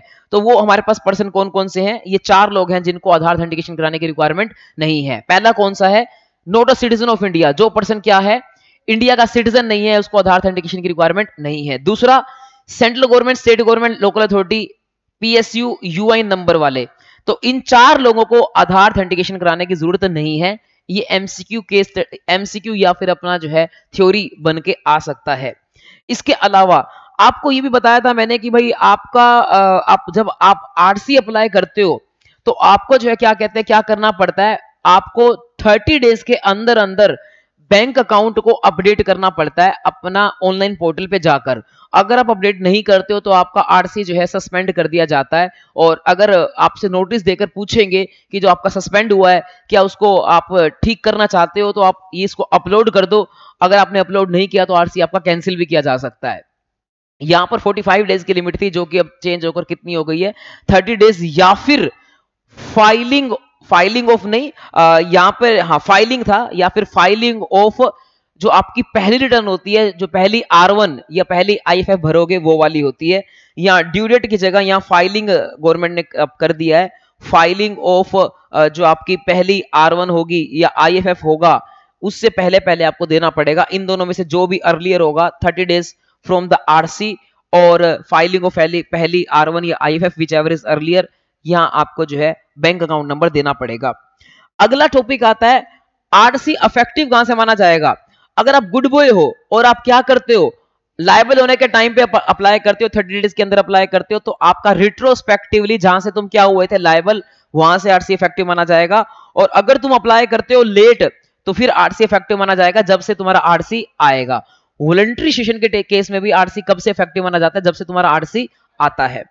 इसके अलावा जो है आपको अपना जीएसटी नंबर वगैरह इनवॉइस पे भी लिखना होता है, और जीएसटी नंबर आपको प्लेस ऑफ बिजनेस पे लिखना होता है, ये बात होती है।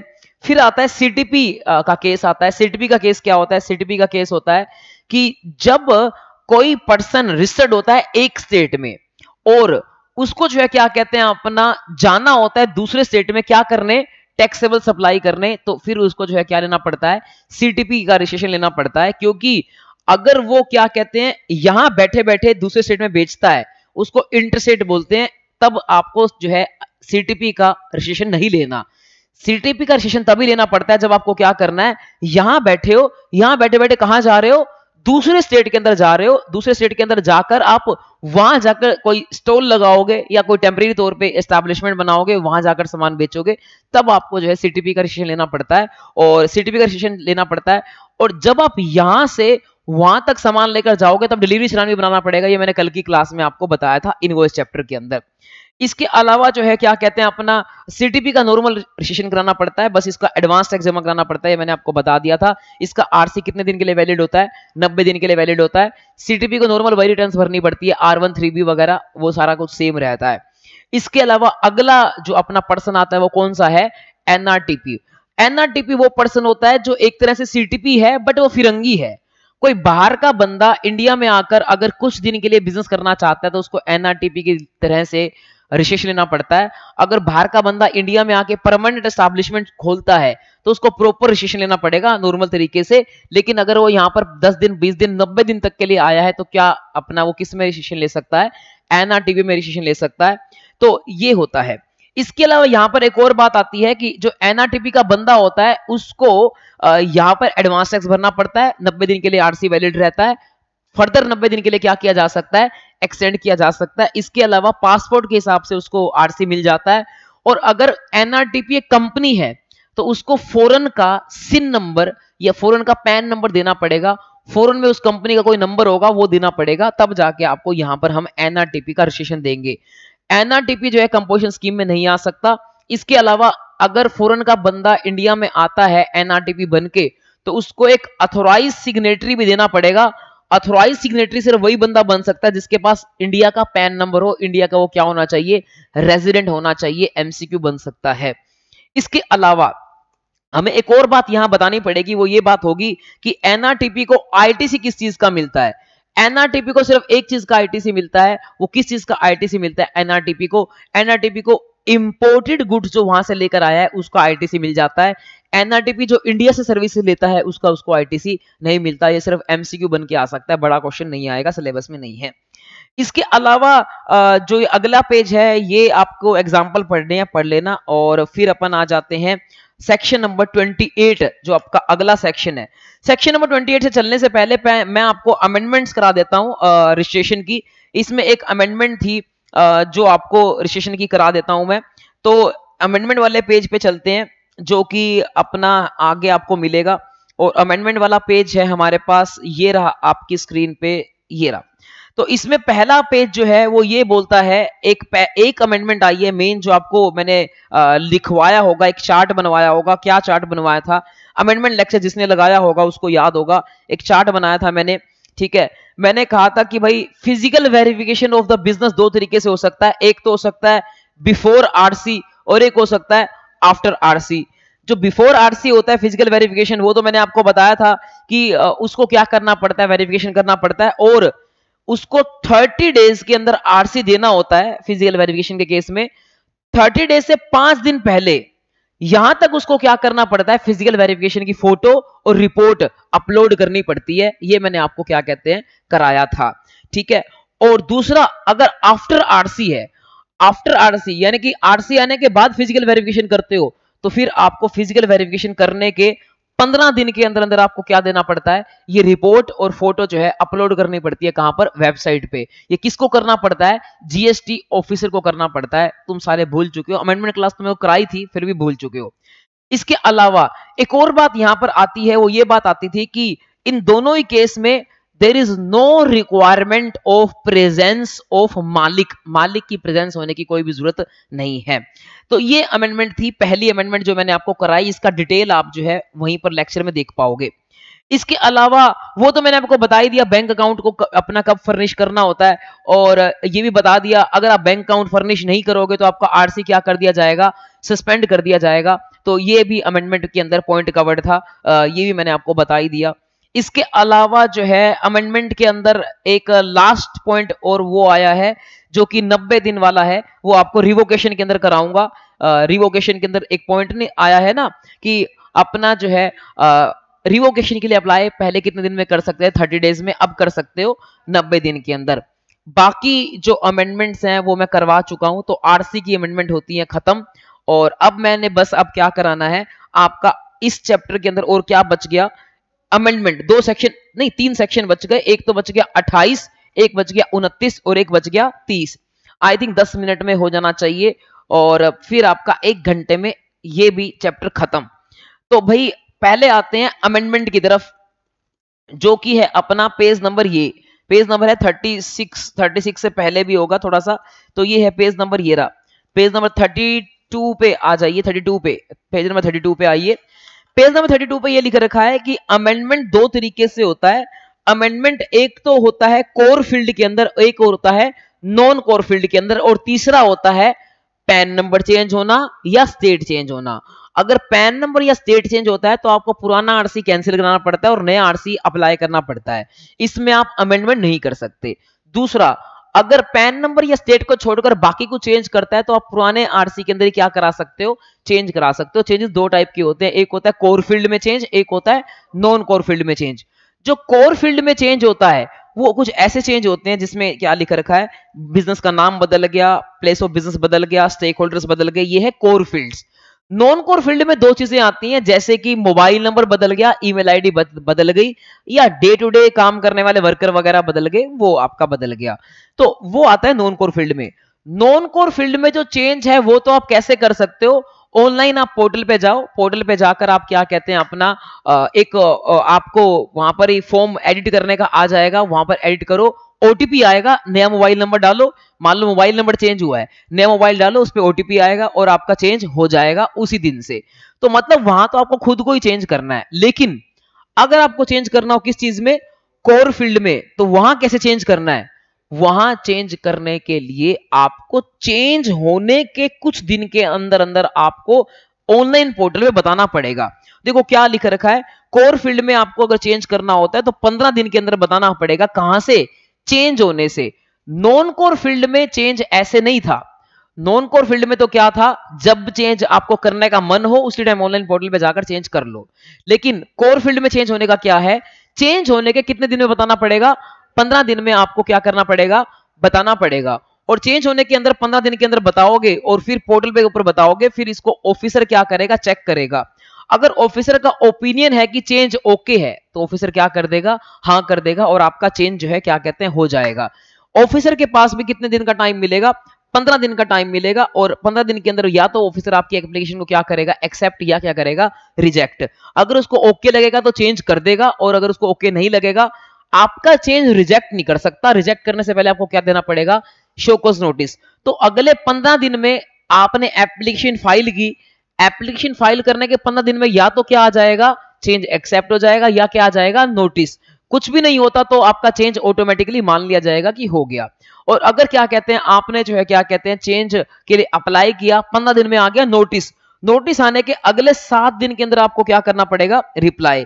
आपको 7 दिन में रिप्लाई करना पड़ेगा। आपने रिप्लाई कर दिया और ऑफिसर ने रिप्लाई मान लिया तो ओके, चेंज हो जाएगा, और ऑफिसर ने रिप्लाई नहीं माना तो आपका चेंज क्या हो जाएगा, रिजेक्ट हो जाएगा। तो ये जो है क्या कहते हैं आपकी 7 दिन के अंदर ऑफिसर को रिप्लाई कर, मतलब चेंज मानना पड़ेगा या छोड़ना पड़ेगा। तो ये सारी बातें हो गई। मतलब कुल मिला के बात क्या है, यहां पर लिख रखा है कि 2 केस में हम डीम्ड मान लेंगे चेंज हो गया। 2 केस कौन कौन से, पहला केस आपने चेंज के लिए अप्लाई किया, अप्लाई करने के 15 दिन के अंदर क्या होना चाहिए था, 15 दिन के अंदर जो है एक्सेप्ट या रिजेक्ट की नोटिस आना चाहिए था। दोनों में से कुछ भी नहीं आया, हम मान लेंगे कि आपका चेंज हो गया। दूसरा, अगर क्या कहते हैं आपने 15 दिन के अंदर नोटिस आ गया, आपने फिर रिप्लाई किया अगले 7 दिन के अंदर, रिप्लाई करने के 7 दिन के अंदर ना तो उसने हाँ की ना की, तो भी हम डीम्ड कर लेंगे कि चेंज हो गया। इसके बाद ये सेक्शन 28 होता है खत्म। अब आते हैं सेक्शन नंबर किसकी तरफ, 29। 29 के अंदर दो पार्ट्स हैं, तो इसकी बेयर एक्ट की रीडिंग तो जो है क्या कहते हैं देखते हैं, करेंगे नहीं करेंगे। पहले मैं आपको मेरे जो डायग्राम्स हैं उससे समझाता हूं। डायग्राम आपको मिलेंगे पेज नंबर जो है 37 पे है, वहां पर आपको डायग्राम मिलेंगे। तो यहां पर जो है क्या कहते हैं आपको ये पढ़ना है कि हमारे पास दो बातें हैं, 29(1) है, 29(2) है।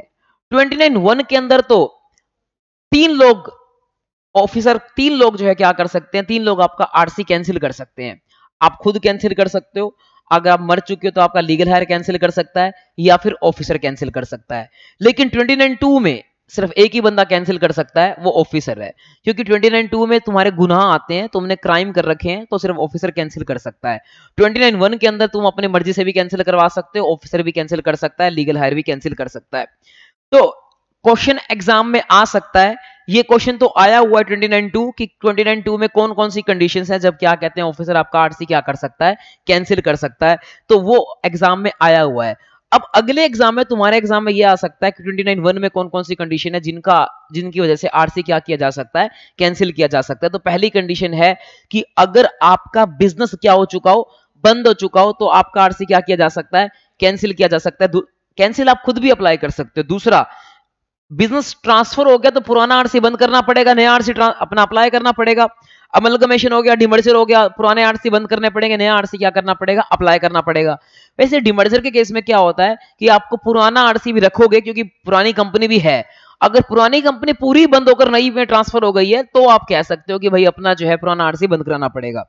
इसके अलावा चेंज इन कॉन्स्टिट्यूशन, अगर आपकी पहले पार्टनरशिप फर्म थी, अब चेंज होकर कंपनी बन जाती है, या पहले प्रोप्राइटरशिप फर्म थी, पार्टनरशिप फर्म बन जाती है, कंपनी बन जाती है, तो पैन नंबर चेंज हो जाता है। और पैन नंबर चेंज होगा तो पुराना आपको आरसी क्या करना पड़ेगा, बंद करना पड़ेगा, और आपको नया जो है क्या कहते हैं अप्लाई करना पड़ेगा। आगे चलते हैं। इसके अलावा when you are no longer liable for recession, क्या मतलब है इसका मतलब ये है कि आपका जो है पहले टर्नओवर ज्यादा था, अब टर्नओवर हो गया कम, अब आप लायबल नहीं हो। आपकी मर्जी, आप चाहो तो आरसी क्या करवा सकते हो, कैंसिल करा सकते हो। या फिर आप पहले इंटरेस्टेड कर बैठे, कंपलसरी रिसेशन में आ गए, सेक्शन नंबर किसके हिसाब से है खुशी, किसके हिसाब से, 24 के हिसाब से। तेरा ध्यान नहीं है आज। तो अगर आप जो है क्या कहते हैं इसकी सेक्शन नंबर 24 की वजह से आप किस में आ चुके हो, कंपलसरी सेशन में। आपने पहले आरसी अप्लाई कर दिया था, आरसी आ भी गया है। अब क्या कहते हैं अपना आप नो लॉन्गर, यानी कि आप इंटरेस्टेड करना बंद कर दिया, आरसीए में आना बंद कर दिया, तो फिर आप जो है क्या कहते हैं चाहो तो क्या कर सकते हो, अप्लाई करके तुम्हारा आरसी क्या करवा सकते हो, कैंसिल करा सकते हो। तो ये सारे केसेस थे। या फिर आपका पहले आपने वॉलंटरी सेशन करवाया था, अब मेथों तेरा मन भरेया। अगर आपका मन भर चुका है आरसी से, आपको जीएसटी नंबर पसंद नहीं आता अब, तो फिर आप क्या कहते हैं, और आपके टर्नओवर 20 लाख से कम है, तो आप जो है फिर क्या कर सकते हो, आरसी जो है कैंसिल करा सकते हो। ये थे 29(1) की कंडीशंस। अब है 29(2) की कंडीशंस। 29(2) में कौन कौन से लोग आते हैं, 29(2) में बिल्कुल ध्यान से करना है, क्योंकि ये जो है क्या कहते हैं इसमें थोड़ा सा मुश्किल सी बातें भी आती हैं। पहला तो आसान है कि आप फेक इनवॉइस इशू कर रहे हो विदाउट सप्लाइंग गुड्स और सर्विसेज। आप लोग गुड सप्लाई करते ही नहीं हो, आप लोग क्या करते हो, बस झूठे इनवॉइस काटते हो ताकि लोगों को क्या कर सको, आईटीसी पास ऑन कर सको। या फिर आप कंपोजिशन डीलर थे और आपने अपनी एनुअल रिटर्न जो कि होती है जीएसटीआर 4 जो भरनी होती है 30 अप्रैल तक, आपने 30 अप्रैल खत्म होने के बाद भी अगले 3 महीने बाद भी आपने नहीं फाइल की, तो भी आपका जो है आरसी कैंसिल किया जा सकता है। यानी कि 30 अप्रैल को जो जीएसटीआर 4 भरनी होती है, आपने मई जून जुलाई तक आपने फाइल नहीं की, तो आपका आरसी कैंसिल किया जा सकता है। या फिर अगर आप अदर देन कंपोजिशन डीलर हो, तो उस केस में दो बातें होंगी। जो बंदा मंथली रिटर्न फाइल करता है, उसने लगातार 6 महीने की जो है क्या कहते हैं R1 फाइल नहीं की, या रिटर्न फाइल नहीं की, 3B फाइल नहीं की, तो उसका आरसी कैंसिल किया जा सकता है। और अगर कोई बंदा किस में आता है, क्यूआरएमपी में आता है, उसने 2 क्वार्टर की जो है अपना रिटर्न फाइल नहीं की, तो वो उसका भी आरसी कैंसिल किया जा सकता है। या फिर बैंक अकाउंट नहीं दिया कितने दिनों के अंदर, 30 डेज के अंदर, तो भी उसका आरसी क्या किया जा सकता है, कैंसिल किया जा सकता है। तुम्हारी बुक में कुछ अलग लिखा हुआ होगा, ये अमेंडमेंट आई थी जो मैंने चेंज करवाया था, तो चेंज कर लो इसको। इसके अलावा अगर तुमने क्या कहते हैं आईटीसी गलत ले लिया है, मतलब सेक्शन नंबर 16 की जो कंडीशन थी जो कल आपको पढ़ाई थी आईटीसी चैप्टर के अंदर, वो आपने फुलफिल नहीं की है, तो इस वजह से क्या कहते हैं तुमने गलत आईटीसी ले रहे हो, तुमने धंधा बना रखा है गलत आईटीसी लेने का, तो आपका आरसी क्या किया जा सकता है, कैंसिल किया जा सकता है। या फिर 86B जो है क्या कहते हैं आपने 86B फॉलो नहीं किया है। कल आपको आईटी चैप्टर में 86B भी कराया था 1% वाला, कि आपको कम से कम 1% अपनी लायबिलिटी ई कैश में पे करनी पड़ती है, अगर आपने वो नहीं पे किया, मजाक बना रखा है गवर्नमेंट का, तो भी आपका आरसी कैंसिल किया जा सकता है। या फिर आपका R1 में टैक्स ज्यादा, R1 में आपकी सेल ज्यादा है और 3B में तुमने सेल क्या दिखाई है, कम दिखाई है, तो भी तुम्हारा आरसी क्या किया जा सकता है, कैंसिल जो है वो किया जा सकता है। इसमें एक पॉइंट और ऐड हुआ है, वो अभी लिख नहीं रखा है, वो रिटर्न चैप्टर में आएगा। एक 88D रूल है जो कि 88C तो लिख रखा है, लिख ही रखा है, वो भी ये आ गया आईटीसी रोंगली अवेल्ड, इसमें आ जाएगा कि तुम्हारा 2B में तो आईटीसी बनता है कम और तुमने 3B में आईटीसी कितना क्लेम कर लिया, ज्यादा, तो भी पहले आपका आरसी करेंगे सस्पेंड, बाद में उसको कैंसिल कर सकते हैं। इसके अलावा या फिर क्या हुआ, तुमने वॉलंटरी सेशन के लिए अप्लाई किया था, हमने दे भी दिया था, तुम्हारी टर्नओवर क्या थी, कम, लेकिन फिर भी 6 महीने हो गए कोई रिटर्न नहीं भरी, तुम अपना क्या कहते हैं हमारा टाइम वेस्ट कर रहे हो, तुम अपना बिजनेस शुरू नहीं कर रहे, या रिटर्न भरते हो तो जीरो की रिटर्न भरते हो, नील की रिटर्न भरते हो, मजाक बना रखा है, 6 महीने हो कोई सेल ही नहीं कर रहे, अपना बंद करो धंधा, इसको फेक नंबर लेकर बैठे हो, तो आपका जीएसटी जो है क्या कहते हैं कैंसिल किया जा सकता है। इसके अलावा अगर आपने जीएसटी नंबर फ्रॉड से लिया है, आपने कोई फेक एड्रेस दिखाया, कुछ और जो है क्या कहते हैं डॉक्यूमेंट्स को जाली डॉक्यूमेंट्स से आपने लिया है, तो आपका आरसी कैंसिल कर देंगे। बट आपको पता है आरसी आपका तभी कैंसिल करेंगे, पहले आपको क्या देंगे, ओबीएच। 29(1) में ओबीएच नहीं दिया जाएगा क्योंकि उसके अंदर आप खुद ही क्या कर रहे हो, खुद ही अप्लाई कर रहे हो। हाँ, अगर ऑफिसर जिस केस में अप्लाई करेगा तो आपको पहले ओबीएच देगा, फिर ही आपको क्या कहते हैं आरसी कैंसिल करेगा। तो जब भी क्या कहते हैं अपना आप खुद अप्लाई करोगे, पहला केस आता है आप खुद अप्लाई करते हो, आप कहते हो नहीं मैं तो तेरा मन भरिया, मैं जो अपना आरसी नहीं चाहता हूं, तो आप अपना आरसी कैंसिल करना चाहते हो, तो आपको क्या करना पड़ेगा, जो भी इवेंट होगी उसके 30 डेज के अंदर आपको अप्लाई करना पड़ेगा कैंसिलेशन के लिए। इवेंट जैसे कि आपने क्या कहते हैं बिजनेस बेच दिया, ट्रांसफर कर दिया, तो बिजनेस ट्रांसफर होने के 30 डेज के अंदर आपको क्या करना पड़ेगा, पुराने आरसी को क्या करवाना पड़ेगा, कैंसिल। और जब कैंसिल करवाने के लिए अप्लाई करोगे तो उस फॉर्म के अंदर आपको क्या देना पड़ेगा, स्टॉक की डिटेल देनी पड़ेगी। ये तो कल आपको आईटी चैप्टर में बताया था, ये एक फॉर्म फिल करना पड़ेगा जिसमें आप आईटीसी क्या करके चलोगे, रिवर्स करके चलोगे, तो वही यहां पर डिटेल की बात हो रही है। और जैसे ही तुम्हारा फॉर्म आ जाएगा, फॉर्म आने के अगले 30 डेज के अंदर जो है ऑफिसर क्या कर देगा, तुम्हारा आरसी कैंसिल कर देगा। इसमें कोई ओबीएच नहीं देगा। क्यों नहीं देगा, क्योंकि भाई तुम खुद से ही कर रहे हो।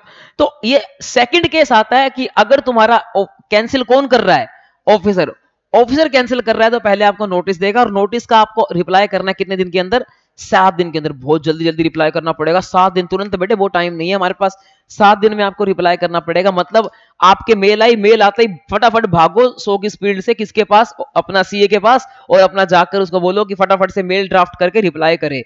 और उन 7 दिनों में तुम्हारे को सारी पुरानी रिटर्न्स भी भर के जानी पड़ेगी, तभी ऑफिसर आपका कैंसिलेशन जो है वो कैंसिल करेगा, वरना वो ऑफिसर आपका आरसी कैंसिल कर देगा। वो कैंसिल करने से तभी रुकेगा जब क्या कहते हैं रिटर्न भर दोगे, टैक्स भर दोगे।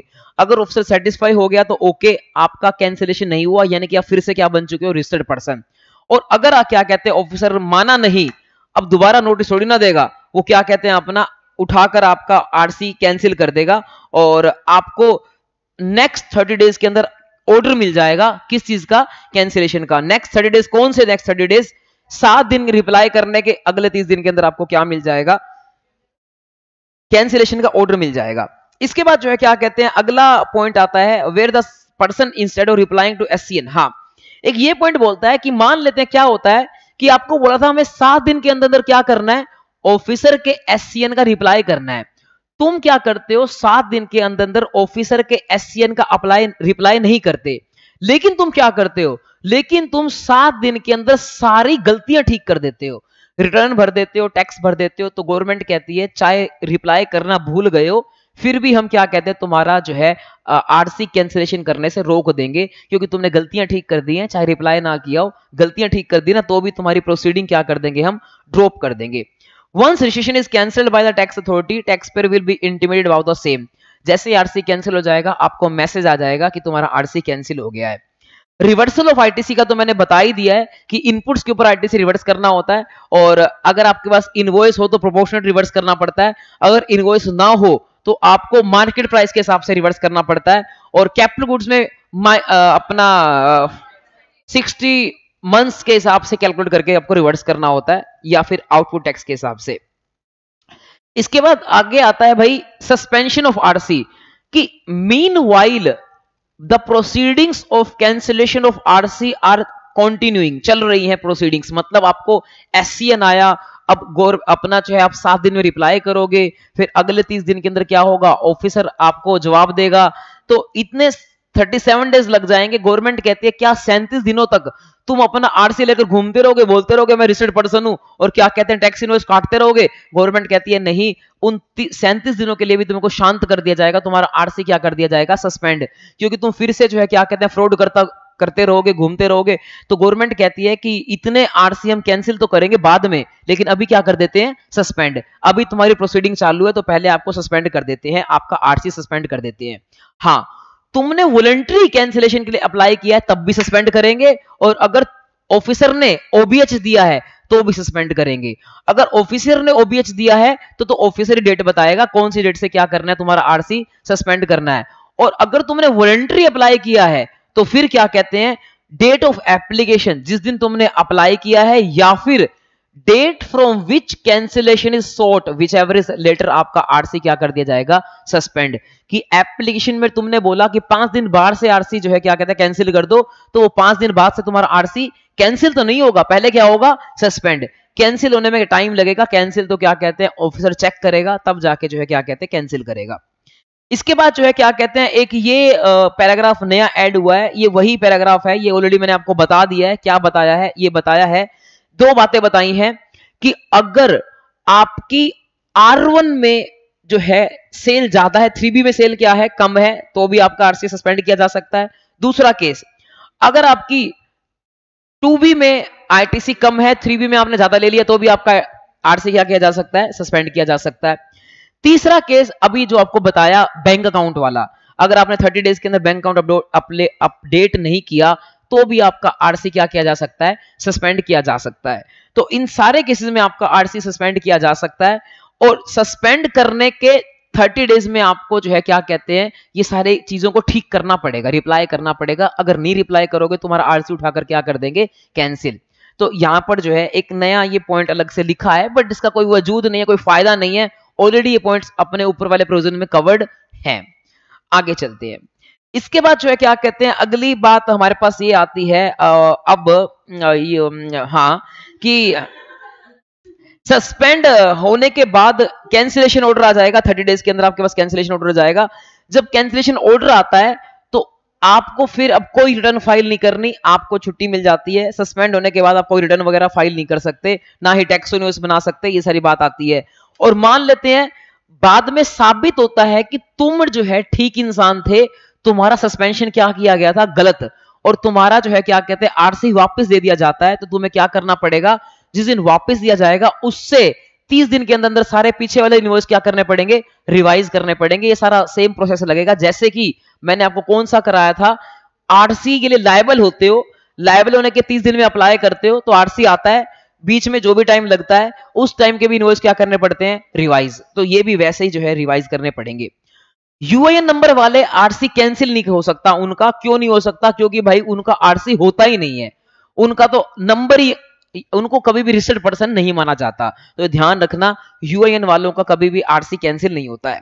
इसके बाद अब आ गया last and final topic of the chapter, and that is revocation of cancellation of registration, and that is कि आपका आरसी कैंसिल हो गया, आपके पास आरसी कैंसिल होने का ऑर्डर आ गया। देखो मेरे पास ये चिट्ठी आई है, इस चिट्ठी में लिख रखा है कि आपका आरसी क्या कर दिया गया, कैंसिल। पहले तो मेरे को चिट्ठी पढ़नी नहीं आती होगी, फटाफट मैं जाऊंगा किसके पास, सीए के पास, उसको बोलूंगा देखना जी क्या आया है, सीए पढ़ के बताएगा, और पता है इसमें टाइम लग जाता है। तो गवर्नमेंट कहती है कि हमने कहा था कि जिस दिन आरसी कैंसिल होने के लिए ओबीएच आएगा ना, कि तुम्हारा बताओ आरसी कैंसिल करें या ना करें, तो तुम्हें 7 दिन में क्या करना पड़ेगा, रिप्लाई। कई बंदे 7 दिन में रिप्लाई नहीं कर पाते क्योंकि वो ईमेल आईडी देखते ही नहीं है। मेरे को देख लो, मैंने 2 महीने से ईमेल आईडी चेक नहीं की, मेरी क्या ईमेल आई है। तो मोबाइल नंबर, टेक्स्ट मैसेज भी नहीं देखते, अपना ईमेल आईडी भी नहीं देखते, तो उनको पता कैसे चलेगा कि उनको ओबीएच आया हुआ है? ऐसे बंदे को तो तब पता लगेगा जब क्या कहते हैं अपना, या तो उनको इंस्टा में मैसेज करो, या फिर क्या कहते हैं उन बंदों को आप जो है जब वो ऑनलाइन लॉगिन करके रिटर्न भरेंगे ना R1 अगले महीने की, तब पता चलेगा कि उनसे रिटर्न भरी नहीं जा रही। तो उनको पता लगेगा उनका आरसी क्या हो चुका है, अपना जो है सस्पेंड हो चुका है या कैंसिल हो चुका है। तो ऐसे लोगों के लिए गवर्नमेंट कहती है कि कैंसिलेशन का ऑर्डर आने के बाद भी नहीं पता लगेगा कि उनका कैंसिल हो चुका है, तो वो रिवोकेशन के लिए अप्लाई कर सकते हैं कैंसिलेशन का ऑर्डर आने के 90 दिन के अंदर अंदर। तो गवर्नमेंट कहती है 90 दिन में तो जाग जाओ भाई, 90 दिन में भी नहीं पता लगेगा तो फिर हम कुछ नहीं कर सकते। तो यानी कि आपको 90 दिन के अंदर अंदर जो है वो आपको अप्लाई करना है। और अगर 90 दिन या फिर यहां पर आएगा 90 दिन प्लस के 180 दिन, यानी कि अगर ये क्या कहते हैं ये अमेंडमेंट है, कुछ चेंज है यहां पर 90 दिन प्लस के जो है 180 दिन, यानी कि अगर आप अपना जो है 90 दिन में रिवोकेशन के लिए अप्लाई कर देते हो, ओके है, हम एक्सेप्ट कर लेंगे। या फिर 180 दिन एक्स्ट्रा क्यों बताया है मैंने, क्योंकि अगर आप कमिश्नर से अप्रूवल ले लेते हो तो ये 90 दिन बढ़कर 270 दिन हो जाएंगे टोटल। तो आप तब तक जो है क्या कहते हैं अपना क्या कर सकते हो, रिवोकेशन के लिए अप्लाई कर सकते हो। लेकिन रिवोकेशन के अप्लाई करने से पहले पहले आपको क्या करना पड़ेगा, सारी रिटर्न भर के आना पड़ेगा, टैक्स वगैरह भर के आना पड़ेगा। इसके 2 केसेस बनेंगे, वो मैं आगे समझाऊंगा। अब आता है, मान लो मैंने रिवोकेशन के लिए अप्लाई कर दिया, अप्लाई करने के लिए के बाद 30 डेज के अंदर ऑफिसर जो है इसके ऊपर एक्शन लेगा। या तो ऑफिसर सेटिस्फाई हो जाएगा कि बेचारे ने सारे डिफॉल्ट ठीक कर दिए हैं और आपका आरसी वापस दे देगा, या फिर ऑफिसर जो है क्या कहते हैं आपका सेटिस्फाई नहीं होगा और अपना सेटिस्फाई हो जाएगा, आपका आरसी वापस दे देगा। या सेटिस्फाई नहीं होगा, सेटिस्फाई नहीं हुआ तो तुम्हें क्या देगा, ओबीएच। सेटिस्फाई नहीं हुआ तो तुम्हें क्या देगा, ओबीएच। ऐसे वो मना नहीं कर सकता, तो ओबीएच देगा ऑफिसर, आपको 30 डेज में ओबीएच देगा। ऑफिसर 30 डेज में ओबीएच देगा, ओबीएच के 7 दिन के अंदर आपको क्या करना पड़ेगा, रिप्लाई। ऑफिसर हो सकता है इस रिप्लाई को एक्सेप्ट कर ले तो आपका आरसी ओके हो जाएगा। और अगर आपका रिप्लाई रिजेक्ट हो गया तो हमेशा हमेशा के लिए आपका आरसी कैंसल्ड हो जाएगा। इसके बाद जो है क्या कहते हैं आगे चलते हैं। तो 7 डेज में आपने जो है क्या कहते हैं हाँ रिप्लाई करना है, और हाँ 7 डेज में रिप्लाई करना है। फिर अगले 30 डेज मिलेंगे ऑफिसर को, तो ऑफिसर को 30 डेज मिलेंगे ये काम करने के लिए। इसके बाद अब ये 2 केस आते हैं। मैंने आपको ये बोला रिवोकेशन के लिए अप्लाई करने से पहले आपको रिटर्न भर के आना पड़ेगा। उसके 2 केस हैं। अगर आपका आरसी कैंसिल हुआ है रिट्रोस्पेक्टिवली फ्रॉम द डेट जब आपने फ्रॉड किए हैं, अगर आपका आरसी कैंसिल हुआ कहां से, रिट्रोस्पेक्टिव डेट से। जैसे इस केस में देखो आरसी कहां से कैंसिल हुआ है, आपने 1/8 से फ्रॉड किए थे, 1/8 से फ्रॉड किए थे, तो आपका जो है क्या कहते हैं आरसी कैंसिल कहां से हुआ है, 1/8 से। अब देखोगे आपने 1/8 से फ्रॉड किए थे तो 1/8 से आपका जो है आरसी कैंसिल हुआ है। देखो यहां लिख रखा है कि आपका ऑर्डर ऑफ कैंसिलेशन आया और आपका जो है क्या कहते हैं आरसी कैंसिल हुआ है फ्रॉम डेट ऑफ कैंसिलेशन। अच्छा ये तो प्रोस्पेक्टिवली है, तो अगला केस हो जाएगा, अगला केस पहले करा देता हूं। तो 1/8 से आपने फ्रॉड किए थे, आपका आरसी कैंसिल कहां से हुआ है, 1/8 से। तो आपका आरसी जो है क्या कहते हैं इफेक्टिव डेट ऑफ कैंसिलेशन जो है वो है रिट्रोस्पेक्टिवली 1/8 से। ऑर्डर आया है 1 फरवरी को, बट उन्होंने कैंसिलेशन कहां से किया है, रिट्रोस्पेक्टिवली 1/8 से जो है 1/8 से उन्होंने क्या किया, कैंसिलेशन किया है। इसके बाद क्या होगा, 1/8 से उन्होंने कैंसिलेशन किया है, तो अब आपको क्या करना पड़ेगा, अब आप रिटर्न फाइल ही नहीं कर पाओगे। आप ऑनलाइन पोर्टल पे जब लॉगिन करोगे रिटर्न फाइल नहीं कर पाओगे, क्योंकि आप रिटर्न फाइल करना चाहते हो 1/8 की, 1/9 की, 1/10 की, 1/11 की, मतलब अगस्त, सितंबर, अक्टूबर, नवंबर, दिसंबर, जनवरी, फरवरी, इनकी रिटर्न फाइल करना चाहते हो। और इस पीरियड के लिए तुम्हारा आरसी क्या कर दिया गया है, कैंसिल, तो तुम रिटर्न फाइल ही नहीं कर पाओगे। तो तुम्हें बिना रिटर्न फाइल किए ही क्या करना पड़ेगा, अप्लाई करना पड़ेगा। किस चीज के लिए, रिवोकेशन के लिए। हालांकि अप्लाई करने के लिए कितने दिन मिलेंगे, 90 दिन या फिर 270 दिन जो है क्या कहते हैं मिलेंगे, 90 दिन या 270 दिन मिलेंगे आपको अपना क्या करने के लिए, अप्लाई करने के लिए। और अब फिर क्या होगा, अप्लाई करने के बाद आपने रिवोकेशन के लिए अप्लाई कर दिया, अप्लाई करने के बाद ऑफिसर तुम्हें क्या कहते हैं नोटिस वगैरह देगा। ऑफिसर तुम्हें नोटिस देगा, या तो एक्सेप्ट हो जाएगा मान लेगा, या तुमको नोटिस देगा कि भाई बताओ क्या ना करें क्या ना करें। फिर आप उसका रिप्लाई करोगे, फिर अगले 30 दिन में फिर मानेगा वो। तो मतलब 30 से लेकर 67 दिन का टाइम पीरियड लग जाएगा। और मान लेते हैं वो मान जाता है और आपका जो है ऑर्डर ऑफ रिवोकेशन आ जाता है, मतलब कि आपका जो कैंसिलेशन हुआ था उसको क्या कर दिया जाता है, रिवोक। यानी कि फिर से आप क्या बन जाते हो, रजिस्टर्ड पर्सन। तो आपको अगले 30 डेज के अंदर क्या करना पड़ेगा, एक तो रिवाइज टैक्स इनवॉइस इशू करने पड़ेंगे, और दूसरा आपको अगले 30 डेज के अंदर सारी पेंडिंग रिटर्न्स भी क्या करनी पड़ेगी, फाइल करनी पड़ेगी। इसके अलावा जो पिछला केस था इसमें क्या था, आपका आरसी कैंसिल हुआ था प्रोस्पेक्टिवली, कहां से, जिस दिन ऑर्डर आया था वहां से कैंसिल हुआ था, रिट्रोस्पेक्टिवली नहीं हुआ था जहां से आपने फ्रॉड किए थे। तो आप ऑर्डर आने के 90 दिन या फिर 270 दिन में अप्लाई करोगे रिवोकेशन के लिए, और फिर जो है क्या कहते हैं, आपका अप्लाई करते टाइम आपको पिछली सारी रिटर्नें भर के आना पड़ेगा। क्यों भर के आना पड़ेगा, क्योंकि अब आप रिटर्नें भर पाओगे।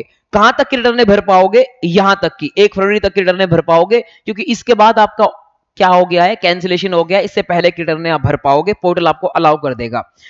और इसके बाद की रिटर्नें नहीं भर पाओगे। फिर इसके बाद की रिटर्नें कब भरोगे, इसके बाद की रिटर्नें भरोगे जब आपका order of revocation of cancellation आ जाएगा, जब आपको आरसी वापस मिल जाएगा, तो उसके बाद आप क्या कहते हैं, अगले 30 डेज में क्या भर दोगे, उसकी बाद की रिटर्नें भर दोगे। तो बस इतना सा ही था हमारा ये वाला चैप्टर। और इसमें 2-3 नोट हैं कि यूआईएन नंबर वाले रिवोकेशन के लिए अप्लाई नहीं कर सकते, जीएसटी प्रैक्टिशनर भी रिवोकेशन के लिए अप्लाई नहीं कर सकता, क्योंकि उनको रजिस्ट्रेशन दिया ही नहीं जाता, तो क्या ही अप्लाई करेंगे।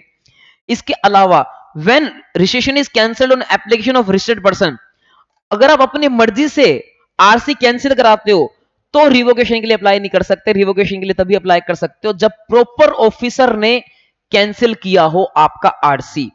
इसके अलावा रिवोकेशन अंडर एसजीएसटी आपका मान लिया जाएगा रिवोकेशन अंडर सीजीएसटी। इसके अलावा तो ये हमारा हो चुका है खत्म, और अमेंडमेंट्स भी हो चुकी हैं खत्म।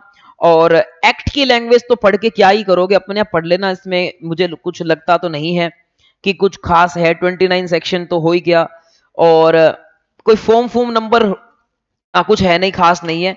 तो मिलेंगे आपसे नेक्स्ट चैप्टर के साथ, और हमारा ये चैप्टर भी खत्म होता है 1 घंटा और 15 मिनट के अंदर। Bye bye.